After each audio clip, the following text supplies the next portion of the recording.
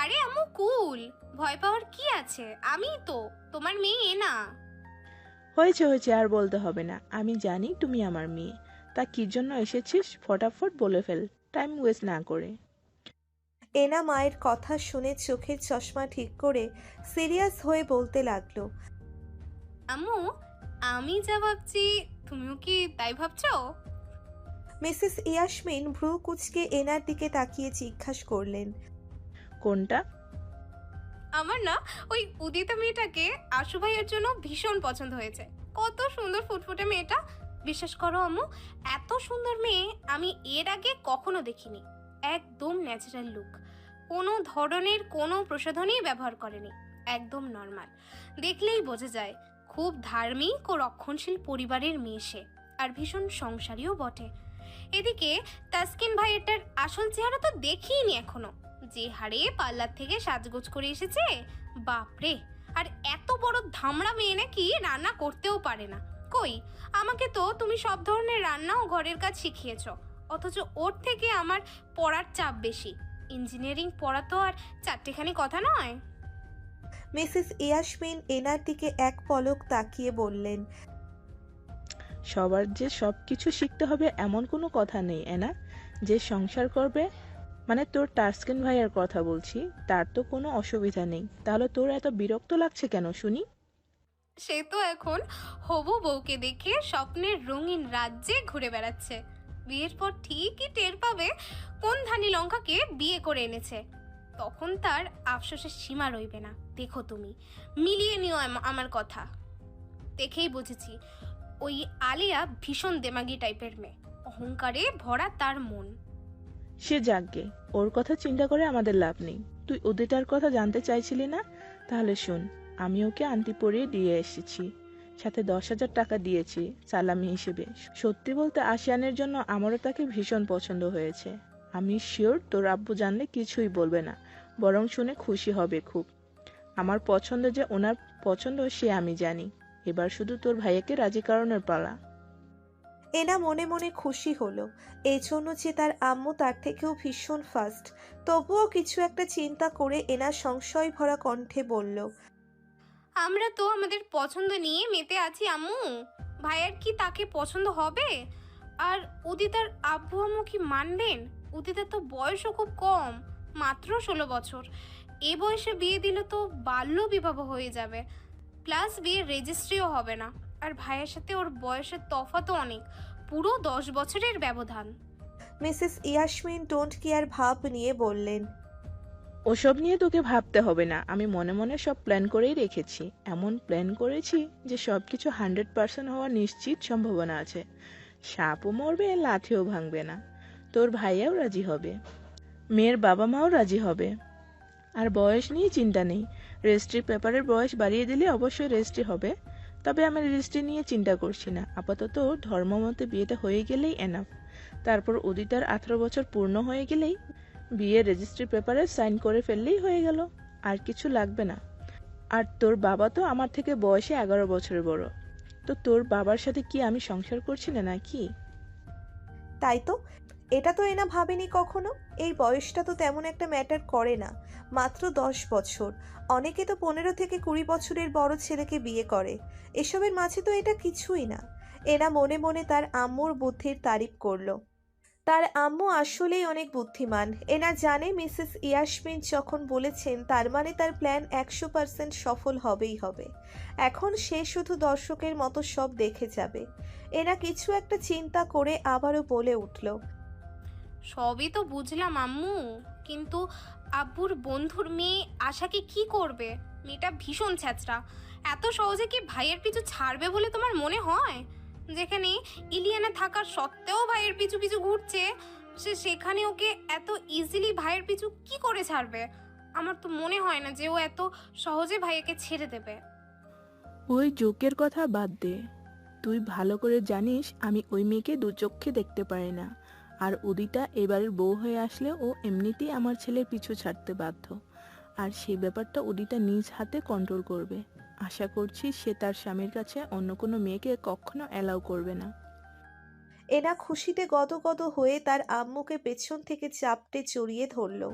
কণ্ঠে খুশির আমেজ ফুটিয়ে তুলে বলল, ও মাই ডিয়ার আম্মু, এই জন্যই তোমাকে আমি এত এত ভালোবাসি। দুনিয়াতে সব থেকে বেস্ট কেউ যদি থাকে তাহলে সে হলো আমার আম্মু। জানো তো আম্মু, আমার না ভীষণ খুশি লাগছে তোমার কথা শুনে। সত্যি বলছি, উদিতাকে আমি আমার ভাবি হিসেবে পেলে আর কিচ্ছু চাইবো না। আমার আশু ভাইয়ের বউ হিসেবে একমাত্র ওই পারফেক্ট। দুজনকে একসাথে দেখলে যে কেউ বলবে মেড ফর ইচ আদার, তাই না আম্মু? মেয়ের খুশি দেখে মিসেস ইয়াসমিনের মুখেও হাসি ফুটে উঠল। সত্যিই তিনি খুব ভাগ্যবতী একজন মহিলা। তার বড় ছেলের বউ যেমন নিরহংকার, ভালো মনের, সহজ সরল টাইপের মেয়ে, তেমনি উদিতাও সেরকম। এবং উদিতাকে ছেলের বউ হিসেবে ঘরে আনলে তার সংসার একদম পরিপূর্ণ ও সবচাইতে সুখী পরিবার হিসেবে গণ্য হবে। মিসেস ইয়াসমিন কখনোই রত্ন চিনতে ভুল করেন না। বেছে বেছে ঠিকই তিনি খাঁটি রত্ন নিয়ে আসেন তার ছেলেদের জন্য। আশিয়ানের বিয়ের পর তাজসিদের জন্যেও মেয়ে দেখতে হবে। নিজের ছেলে মেয়েদেরকে একটা দিক লাগাতে পারলে এবং তাদের জন্য সঠিক জীবন সঙ্গী বাছাই করে দিয়ে তাদেরকে সুখী দেখে তিনি যখন শান্তিতে মরতেও পারবেন, তখন আর তার মধ্যে কোনো আক্ষেপ থাকবে না। মিসেস ইয়াসমিন মেয়ের মাথায় হাত বুলিয়ে দিয়ে আদুরে কণ্ঠে বললেন, পাগলি মেয়েটা আমার, শুধু দোয়া কর তোর ভাইয়া যাতে সহজে বিয়ের বিষয়টা মেনে নেয়। এটা আমার বাকি কাজ সারতে সুবিধা হবে। আর হ্যাঁ, তোর আর আমার মধ্যকার কথাবার্তা যেন লিক না হয়। এসব ব্যাপারে সঠিক সময় না হওয়া পর্যন্ত কেউ যেন জানতে না পারে। সব ঠিকঠাক করে আমি সবাইকে জানিয়ে দেব। আগে তোর ভাইয়াকে ম্যানেজ করি, তারপর। মনে থাকবে তো? এনা বাধ্য মেয়ের মতো মাথা দুলিয়ে বলল, ঠিক আছে আম্মু, তুমি নিশ্চিত থাকতে পারো, এসব ব্যাপারে এখন কেউ কিচ্ছু জানবে না। মিসেস ইয়াসমিন একটা ট্রেতে খাবার ও কড়া এক মগ কফি নিয়ে এনাকে উদ্দেশ্য করে বললেন, আচ্ছা, এখন তুই ড্রয়িং রুমে যা, সবার সাথে গিয়ে গল্প কর। আর তোর আব্বুকে এই চায়ের কাপটা দিয়ে দিস। আমি আশিয়ানের রুমে যাচ্ছি। সারাদিন ধরে ছেলেটা বাসায় আসেনি, খেয়েছি কিনা সেটাও জানি না। আমি যাই। এই বলে মিসেস ইয়াসমিন তারা দেখিয়ে চলে গেলেন। এনাও চায়ের কাপটা হাতে নিয়ে ড্রয়িং রুমের দিকে পা বাড়ালো। মিসেস ইয়াসমিন ট্রে হাতে আশিয়ানের রুমে নক করে ঢুকলেন। রুমে ঢুকে দেখলেন আশিয়ান সবেমাত্র শাওয়ার নিয়ে ওয়াশরুম থেকে চুল মুছতে মুছতে বেরুচ্ছে। মিসেস ইয়াসমিনকে দেখতে পেয়ে আশিয়ান মলিন হাসল। তার চোখ মুখ দেখে বোঝা যাচ্ছে ভীষণ টায়ার্ড হয়ে আছে সে। মিসেস ইয়াসমিনের বুকটা হু হু করে উঠল ছেলের এই অবস্থা দেখে। তার এত হাসি খুশি ছেলেটা এভাবে বদলে গেল। বাইরে যতই মেকি হাসি হাসুক, ভেতরে তার থেকেও 3 গুণ কষ্ট তাকে প্রতিনিয়ত কুরে কুরে খাচ্ছে, যা আর কেউ বুঝতে না পারলেও মিসেস ইয়াসমিন ঠিকই বুঝতে পারেন। মিসেস ইয়াসমিনও হাসি মুখে আশিয়ানের কাছে গিয়ে বিছানার পাশে সেন্টার টেবিলের ওপর খাবারের ট্রেটা রাখলেন। আশিয়ানের পরনে 3/4 ট্রাউজার ও গায়ে একটা টি শার্ট। ভেজা চুল থেকে টপ টপ করে পানি পড়ছে। লম্বা লম্বা চোখের পাপড়ি ও গালের খোঁচা খোঁচা কালো চাপদারিতে ফোঁটা ফোঁটা পানি আটকে আছে। রক্তলাল ঠোঁটজোড়াও ভেজা। তার ডান গালে কুচকুচে কালো একটা তিল তার সৌন্দর্য আরও 5 গুণ বাড়িয়ে দিয়েছে। হলুদ ফর্সা চেহারায় ভীষণ মায়া বিরাজ করছে তার। আশিয়ান উচ্চতায় প্রায় 6 ফুট 2 কি 3 ইঞ্চি হবে। জিম করা 6 প্যাক ওয়ালা ফিট বডি তার। দেখতে ভীষণ অ্যাট্রাকটিভ। তার ওই লুক যে কোনো মেয়ে ফিদা হওয়ার জন্য যথেষ্ট। সেই লেভেলের স্ট্রং পার্সোনালিটি তার মধ্যে বিদ্যমান। এখন সে যে লুকে আছে, আফটার শাওয়ার, এই লুকে দেখলে তো মেয়েরা পাগল হয়ে যাবে। মিসেস ইয়াসমিন আশিয়ানের হাতে কফির মগ ধরিয়ে দিলেন। আশিয়ান মগ হাতে নিয়ে বিছানায় বসে পড়ল।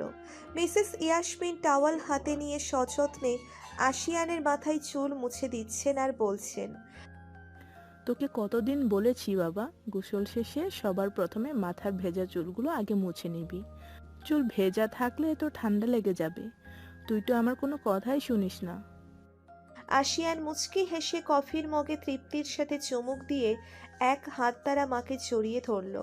আবারও মুখে হাসি ফুটিয়ে বলল, তুমি থাকতে আমি নিজের কথা কখনো চিন্তাও করি না আম্মু, কারণ আমি জানি অন্যরা আমার কেয়ার করার কথা ভুলে গেলেও আমার আম্মু আমার কেয়ার করার কথা জীবনেও ভুলবে না।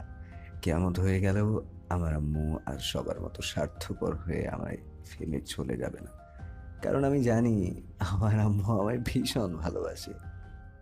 মিসেস ইয়াসমিন সহাস্য বদনে আশিয়ানের মাথায় একটা চুমু খেলেন। আশিয়ানকে তিনি অনেক বেশি ভালোবাসেন। এর একটা কারণ হলো গিয়ে আশিয়ান যখন মিসেস ইয়াসমিনের গর্ভে আসে তখন ডক্টর বলেছিলেন বেবি নষ্ট করে ফেলতে, কারণ মিসেস ইয়াসমিনের প্রেগনেন্সিতে বেশ কিছু কমপ্লিকেশনস দেখা দিয়েছিল। তারপরও ডক্টরের কথা উপেক্ষা করে তিনি বেবি নষ্ট করেননি। আল্লাহর উপর ভরসা করেছিলেন তিনি। উনি যখন 7 মাসের প্রেগনেন্ট তখন হোঁচট খেয়ে পড়ে যাওয়ার ফলে বেবি তার নির্দিষ্ট স্থান থেকে উল্টে যায়। এতে ওনার লাইফ রিস্ক আরও বেড়ে যায়। পরে ডেলিভারিতে ডক্টররা বলেছিলেন যে মাকে কোনো মতে বাঁচানো গেলেও বেবিকে নাও বাঁচানো যেতে পারে, কারণ বেবির অবস্থা তখন খুব শোচনীয় ছিল। উল্টো হয়ে মায়ের নারীর সাথে পেঁচিয়ে গেছে সে। প্রায় 4.5 ঘন্টা সিজার অপারেশনের পর বাচ্চাকে কোনো মতে বাঁচানো গেলেও ডক্টররা তখনও শিওর হতে পারেননি যে বাচ্চা আদৌ বাঁচবে কিনা। তাই তারা 1 সপ্তাহ বাচ্চাকে মায়ের থেকে আলাদা করে বেবিদের জন্য নির্দিষ্ট আইসিইউতে চিকিৎসাধীন অবস্থায় রাখলেন। মিসেস ইয়াসমিনের আহাজারিতে অবশেষে আস্তে আস্তে সুস্থ হয়ে উঠল বাচ্চাটা, মানে আশিয়ান আর কি। এর জন্য মিসেস ইয়াসমিন অত্যাধিক পরিমাণ ভালোবাসেন তার ছেলেকে। অন্যান্যদের থেকে আশিয়ান তার বাবা মায়ের অনেক বেশি আদরের। এতে অবশ্য তার বাকি ভাই বোনেরা মোটেও হিংসে করে না, বরং তারাও তাকে অনেক বেশি ভালোবাসে। এনা তো আশিয়ান বলতে পাগল। আশিয়ানও তার বোনকে অনেক ভালোবাসে। মিসেস ইয়াসমিন আশিয়ানের মাথায় ও গালে হাত বুলিয়ে আশিয়ানের সামনে একটা চেয়ার টেনে বসলেন। আশিয়ান এক মনে কফি খেয়ে যাচ্ছে। মায়ের দিকে তাকিয়ে হঠাৎ জিজ্ঞেস করে উঠল সে, তাসকিনের এঙ্গেজমেন্ট কোন দিন ঠিক করলে আম্মু? বললে না তো। 1 সপ্তাহ পর এঙ্গেজমেন্ট ঠিক করা হয়েছে। ঢাকার একটা কনভেনশন হলে ধুমধাম করে এঙ্গেজমেন্টের অনুষ্ঠান করা হবে। এই 1 সপ্তাহের মধ্যে শপিং টপিং সব সেরে ফেলতে হবে। এখন তোর আব্বু আর চাচু মিলে বিয়ে কোন দিন হলে বেশি সুবিধা হবে তা নিয়ে আলোচনা করছেন। এনগেজমেন্টের ইনভাইটেশন কার্ড ও অর্ডার দেওয়া হয়েছে। কালকে সন্ধ্যায় কার্ডগুলো সব দিয়ে যাবে মনে হয়। যা করার সব এই সপ্তাহের মধ্যেই শেষ করে নিতে হবে। সামনে শুক্রবার এঙ্গেজমেন্ট। বাহ, কাজ তাহলে অনেক এগিয়ে গেছে। বিয়ে পাগলটার বিয়ে হচ্ছে অবশেষে। ভালো। আশিয়ানের হাত থেকে কফির মগ নিয়ে টেবিলের উপর রাখলেন মিসেস ইয়াসমিন। আশিয়ানের মাথা ব্যথাটা কফি খাওয়ার পর অনেকটাই হালকা হয়ে গেছে। এবার মিসেস ইয়াসমিন ভাতের প্লেট হাতে নিলেন। ভাতের সাথে তরকারি মাখিয়ে আশিয়ানের মুখের সামনে ধরলেন। আশিয়ান নিজের মুখ এগিয়ে নিয়ে এসে ওনার হাত থেকে ভাতের নলাটা মুখে পুরে নিল। মিসেস ইয়াসমিন আশিয়ানকে উদ্দেশ্য করে বলে উঠলেন, বলছিস কি? বয়স তো আর কম তো হলো না বাবা। 26-এর কোটায় পা রেখেছিস। তোকে রেখে তোরই 1 বছরের ছোট ভাইটাও বিয়ে করে নিচ্ছে। তুই আর কতদিন এইভাবে ইলিয়ানার কথা ভেবে নিজেকে কষ্ট দিবি বলতো বাবা? যেই মেয়েটার জন্য নিজেকে এভাবে হার্ট করছিস, সেই মেয়েটা তো ঠিকই অন্য লোকের সাথে খুশি খুশি সংসার করছে। আমারও তো ইচ্ছে করে তোর বউকে দেখার, তোর সন্তানাদি দেখার, আমার নাতি নাতনিদের কোলে নিতে। ও তো বড্ড ইচ্ছে। কতদিন আর বাঁচবো বল বাবা? মরার আগে তোকে সুখী দেখে যেতে চাই আমি। তোকে বিয়ে শাদী করিয়ে তোর বাচ্চাদের মুখ দেখলে অতঃপর মরেও শান্তি পাবো বাপ। এবার তো অন্তত আমার কথা শুন। আজ পর্যন্ত কোনো বিষয় নিয়ে তোর ইচ্ছের বিরুদ্ধে যায়নি। তুই যেটা করতে চাসনি তা নিয়ে তোকে কখনো জোর করিনি। সবসময় তোর মতামতকে প্রাধান্য দিয়েছি। তুই ইলিয়ানার কথা বলেছিলি, তাতেও অকপটে রাজি হয়েছিলাম, একমাত্র তুই খুশি হবি ভেবে। এবার তোর সুখটাকেই মুখ্য বিবেচনা করছি বাবা। কোনো বাবা মাই চায় না তার সন্তান এভাবে একটা মেয়ের কষ্টে নিজেকে তিলে তিলে শেষ করে ফেলুক, এভাবে প্রতিটা রাত বালিশ ভিজিয়ে নির্ঘুম রাত কাটাক। আমার হাসি খুশি ছেলেটা যে এমন রূপে আমি আর মেনে নিতে পারছি না। কাঁদো কাঁদো হয়ে কথাগুলো শেষ করলেন মিসেস ইয়াসমিন। আশিয়ান একদম চুপ করে খাচ্ছে, কোনো কথা বলছে না। ভাবছে সে সত্যিই তো নিজের বাবা মাকে কত কষ্ট দিচ্ছে, তার জন্য ওনারা ব্যথিত হয়ে আছেন। আম্মু তো সত্যি কথাই বলেছেন, ইলিয়ানা তো তার কোটিপতি বয়স্ক স্বামীকে নিয়ে বেশ সুখে শান্তিতে আছে। তাহলে সে কেন ওই ছলনাময়ী মেয়েটার জন্য নিজেকে এবং বাবা মাকেও, পরিবারের লোকজনদের কষ্ট দিবে? অথচ এই পরিবারের লোকজনেরাই তার শুভাকাঙ্ক্ষী, সবাই তার ভালো চায়। মনে মনে ঠিক করে নিল সে আর তার পরিবারের লোকজন ও মা বাবাকে দুঃখ দিবে না, তারা যা চায় সেও তাই করবে। আশিয়ান গলা খাকারি দিয়ে শান্ত কণ্ঠে বলল, আমি কি করলে তুমি খুশি হবে আম্মু? তোমার খুশির জন্য আমি সব করতে পারবো। তুমি যা চাও তাই হবে। আমার কথার কোনো নড়চড় হবে না, আই প্রমিস ইউ আম্মু। মিসেস ইয়াসমিন ছেলের কথা শুনে খুশিতে আত্মহারা হয়ে গেলেন যেন। এক মুহূর্তের জন্য তিনি বাকহারা হয়ে গেলেন। তারপর আনন্দের সাথে কাঁপা কাঁপা কণ্ঠে বললেন, সত্যি সত্যি বলছিস তুই বাবা? তুই আমার কথা রাখবি? আমি যা বলবো তা শুনবি বাবা? আশিয়ান মিসেস ইয়াসমিনের এক হাত টেনে নিয়ে হাতের উল্টো পিঠে চুমু খেয়ে ওনার হাতটা নিজের গালের সাথে লাগিয়ে বলল, আমি সবসময় খেয়াল করে দেখেছি আম্মু, তুমি যা বলো এবং যা করো তা আমরা ভাই বোনদের ভালোর জন্যই করে থাকো। বরং আমরা কেউ যদি তোমার কথা অমান্য করি তখন সেটার ফল ভোগ করি। মনে আছে প্রথম যেদিন ইলিয়ানাকে বাসায় নিয়ে আসি তোমার সাথে পরিচয় করে দেওয়ার জন্য? তখন তুমি বলেছিলে আমায় যে ওই মেয়েটা সুবিধার নয়, কেমন যেন অহংকারী আর লোভী টাইপ লাগে দেখলে। তখন ওকে এসব বলার কারণে তোমার সাথে রাগ করে আমি 2 দিন কথা বলিনি। এখন আমি হাড়ে হাড়ে বুঝতে পারি ওই দিন আমার মায়ের কথা মিথ্যে ছিল না। আমার আম্মু যে মানুষ দেখলে চিনতে পারে কে কোন টাইপের, তা হয়তো আমি ওই দিন ভুলে গেছিলাম এবং আজ তার ফল ভোগ করছি। আমরা প্রত্যেকটা ভাই বোনই যখন তোমার কথা শুনি না তখন আমরা ঠিকই সেটার ফল হাতে নাতে পেয়ে যাই। আমি সেদিন থেকে প্রতিজ্ঞা করেছিলাম আমি আমার আম্মুর সব কথা শুনবো। আজ আমার আম্মু আমার কাছে কিছু অনুরোধ করছে, তা আমি কেমন করে মানা করতে পারি বলো তো? ছেলের কথা শুনে মিসেস ইয়াসমিনের চোখে খুশির ঠেলায় পানি চলে এলো। এই জন্যই তো তার কলিজাটাকে তিনি এত ভালোবাসেন। মিসেস ইয়াসমিনের মুখ ঝলমল করছে আনন্দে। আশিয়ানকে যত্ন করে খাবার খাইয়ে তিনি বললেন, জানিস বাবা, আজ তোর কথা শুনে আমার ভীষণ আনন্দ হচ্ছে। কতজন সন্তানই বা বাবা মার খুশির কথা ভাবে, তবে আমি যা সিদ্ধান্ত নিয়েছি তাতে শুধু আমি আর তোর বাবা নই, পরিবারের সবাই খুশি হবে। সেই সাথে তুইও অনাবিল সুখে থাকবি।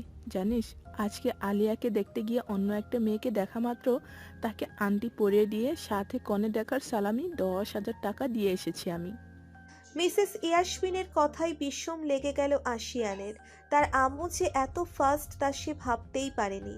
মিসেস ইয়াসমিন বুঝলেন যে এই কথা শুনে তার ছেলে মারাত্মক শক খেয়েছে। তিনি আশিয়ানকে পানির গ্লাস এগিয়ে দিলেন। গ্লাস হাতে নিয়ে সে ঢকঢক করে সারা পানি খেয়ে শেষ করে ফেলল।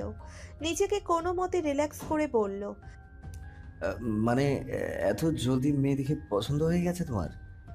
তাহলে আর বলছি কি, এমন মেয়েকে কেউ হাতছাড়া করে নাকি বোকা ছেলে? আজকালকার যুগে এত ভালো মেয়ে পাওয়া দুষ্কর। আমরা ওখানে যাওয়ার পর এত এত খাবারের আইটেম আমাদের আতিথেয়তা করেছেন ওনারা। হাতের রান্নাগুলো লাজবাব ছিল। আমি ভেবেছিলাম মনে হয় মিসেস লিমার ছেলের বউ তানিয়া এইসব মেক করেছে, বাট আমার ধারণা সম্পূর্ণ ভুল ছিল। এত সব রান্নাগুলো সেই মেয়েটা একা হাতে করেছে। আমি তো শুনে পুরো তাজ্জব বনে গেছিলাম। এতটুকু মেয়ে কাজে এত পারদর্শী, তা সত্যিই অবিশ্বাস্য। খালি রান্না বান্নার কথা শুনে তুমি গলে গেলে, এটা কোনো কথা হলো আম্মু? হুম, মোটেও না। মেয়েটা অনেক ধার্মিক, তা খুবই ভদ্র পরিবারের মেয়ে, দেখলেই বোঝা যায়। আমি যদি ওয়াশরুমে না যেতাম তাহলে হয়তো মেয়েটাকে আমি দেখতেই পারতাম না। সারাদিন ধরে নিজেকে কাজে ব্যস্ত রেখেছে, একবারও আমাদের সবার সামনে আসেনি। কাজ শেষে রুমে গিয়ে নামাজ পড়ছিল, তখন আমি ওকে দেখি। আলিয়ার মামাতো বোন সে, নাম ইসরাত আবিয়াদ উদিতা। ওর নাম যেমন সুন্দর, সে তো দেখতে একদম নজর কাড়া সুন্দরী। সত্যি বলতে এত সুন্দর মেয়ে আমি খুব কমই দেখেছি। ওকে আমার ভীষণ ভালো লেগেছে রে। তোর সাথে মেয়েটাকে ভীষণ মানাবে। তোর কাছে আমার একটাই আবদার, আর তা হলো আমি উদিতাকে তোর বউ করে এ বাড়িতে নিয়ে আসতে চাই। মানা করিস না বাবা, প্লিজ। আশিয়ান কয়েক মুহূর্ত চুপ করে থাকলো। সে বুঝতে পারছে মেয়েটাকে তার আমর ভীষণ মনে ধরেছে, না হলে তিনি এত এত রিকোয়েস্ট করতেন না আশিয়ানকে। মিসেস ইয়াসমিন এত সহজে কারো প্রশংসা করেন না, তাও জানে সে। মনে মনে মেয়েটার কথা চিন্তা করছে আশিয়ান। উদিতা নামটা জীবনের প্রথম শুনেছে সে, একদম আনকমন নাম। মায়ের কথা মতো মেয়েটাও তার নামের মতো আনকমন হবে তো, নাকি ইলিয়ানার মতো সেও ছদ্মবেশী ছলনাময়ী? ইলিয়ানার মুখেও তো কত মায়া বিরাজ করে, এই মায়ার মাঝে নিজেকে বিলীন করে দিয়েছিল সে, উজাড় করে ভালোবেসেছিল তাকে, কিন্তু বিনিময়ে পেল এক বুক কষ্ট আর জীবনের ওপর হতাশা। বেঁচে থেকেও যেন মরে গেছে সে। এই একটা মেয়ে তার জীবনটাকে একদম ছারখার করে দিল।